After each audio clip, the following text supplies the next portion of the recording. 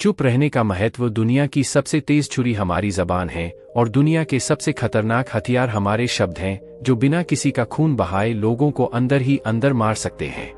हमारे शब्द हमारी ताकत हो सकते हैं, उसी के साथ यह हमारी सबसे बड़ी कमजोरी भी हो सकते हैं, अगर हमें नहीं पता कि कब, कहां और क्या और कितना बोलना है। जी हाँ मित्रों, बुद्धा वाइटलाइजिंग यूट्यूब चैनल में आपका स्वागत है। यदि कहानी पसंद लगे तो चैनल को सब्सक्राइब कर दीजिएगा। जी हाँ मित्रों, आज के कहानी का शीर्षक है शब्दों के ताकत को पहचानो। यदि हम सही समय पर सही इरादे के साथ सही शब्दों का प्रयोग करते हैं तो यह हमें एक सफल व्यक्ति बनाता है, लेकिन अगर हम सही समय पर सही इरादे से सही शब्दों का इस्तेमाल नहीं करते तो यह हमारे जीवन को नर्क से बदतर बना सकता है। तो चलिए जानते हैं एक कहानी के माध्यम से चुप रहकर जीवन को कैसे बदला जा सकता है। जापान में एक बहुत ही प्रसिद्ध बौद्ध भिक्षु रहा करते थे। उनका नाम रिसाई था। रिसाई अकेले रहते थे। दुनिया के शोर शराबे से दूर जंगल में वो रहते थे और वह बड़े ही ध्यानी और प्रभु भक्त व्यक्ति थे, इसलिए वह पूरे जापान में बहुत प्रसिद्ध थे। एक दिन एक राजकुमार रिसाई के पास आया और बोला, हे प्रभु, मैं हमेशा थका हुआ, निराश और परेशान महसूस करता हूँ। मेरा मन बहुत अशांत रहता है, हालांकि मेरे पास सब कुछ है, दौलत, शोहरत, सुख सुविधाएं जो हर व्यक्ति चाहता है या पाने की चाहत करता है, लेकिन फिर भी मेरे अंदर इतनी अशांति और चिंता क्यों है। रिसाई ने उसकी बात बहुत ही ध्यान सुनी और कुछ सोचने के बाद कहा, तुम इस प्रश्न का उत्तर जानते हो, बस तुमने कभी इस प्रश्न को हल करने की कोशिश नहीं की है। रिसाई ने आगे कहा, मैं एक खोज करना चाहता हूँ, क्या तुम मेरा साथ उसमें दोगे? इस खोज के बाद तुम्हारे जीवन में किसी भी तरह की अशांति और चिंता नहीं रहेंगी। यह बात सुनकर राजकुमार बहुत खुश हुआ। उसने रिसाई से कहा, बताइए मुझे क्या करना होगा अपने मन के शांति के लिए, मैं कुछ भी करने को तैयार हूँ। राजकुमार की बात सुनकर रिसाई ने कहा, तो फिर अगले 15 दिन तक मेरे आश्रम में रहोगे और एक सामान्य व्यक्ति की तरह अपना जीवन व्यक्तित्व करोगे, और इन 15 दिनों में तुम अकेले और चुपचाप रहोगे, जितना हो सके कम बोलोगे। राजकुमार सहमत हो गया। पहले दिन राजकुमार को लगा कि उसका मन सामान्य से अधिक अशांत और विचलित है। उसके मन में तरह तरह के विचार आ रहे थे और वह आम लोगों की तरह जीवन जीने में असहज महसूस कर रहा था और उसे अंदर से बोलने की चाहत हो रही थी, लेकिन वह चुपचाप रहा। उसके मुंह से एक शब्द भी नहीं निकला। अगले दिन वह वैसे ही पूरा दिन चुपचाप बैठा रहा। अगले 2-3 दिन बस वह चुपचाप बैठे रहता, लेकिन रात होते होते उसे अंदर ही अंदर शांति का अनुभव होने लगा। उसके लिए यह अनुभव अजीब था। वह खुद से पूछ रहा था कि वह अंदर ही अंदर इतना खुश क्यों है। अगले दिन राजकुमार अकेला चुपचाप बैठा रहा और वह प्रकृति को निहारने लगा। वह पौधों को, फूलों को, आकाश में उड़ रहे पक्षियों को देख रहा था।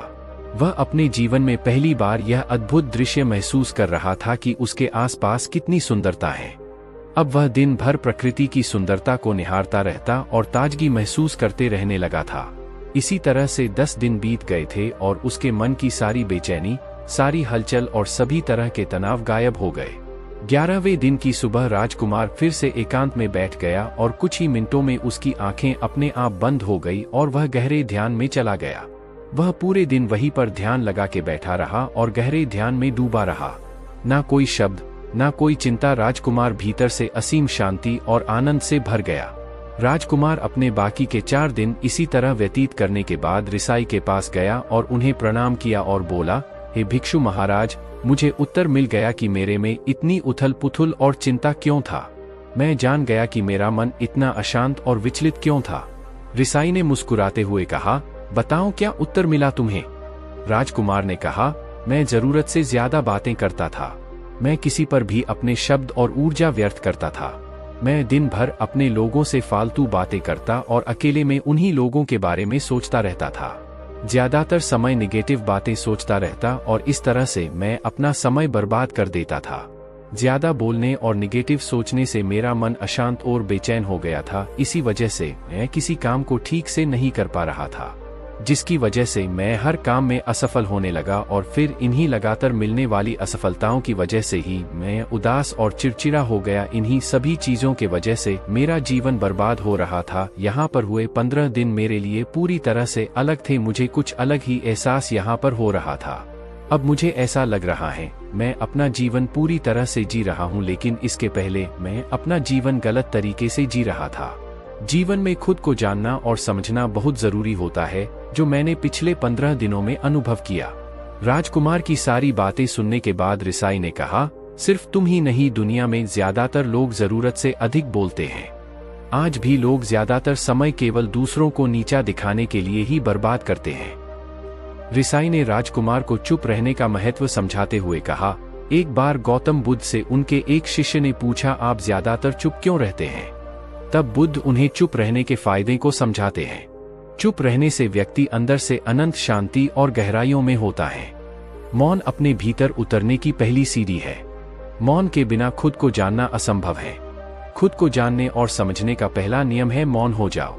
कम बोलने का कोई भी नुकसान नहीं है, लेकिन यदि आप ज्यादा बोलते हैं तो आप अधिक गलतियां करते हैं। अगर व्यक्ति कम बोलना शुरू कर दें तो संसार की 90% मुसीबतें अपने आप खत्म हो जाएंगी। जिसने मौन रहने की कला जान ली, वो भीड़ में भी अकेले रहने कला जान लेता है। एकांत में तो आदमी आनंदित रहता है, दूसरों की उपस्थिति ही तो बेचैनी पैदा करती है। चुप रहने की शक्ति से अधिकतर ऊर्जा को बचा लोगे। इस कहानी से हमें यह सीखने को मिलता है कि चुप रहने में भी एक अद्भुत शक्ति होती है।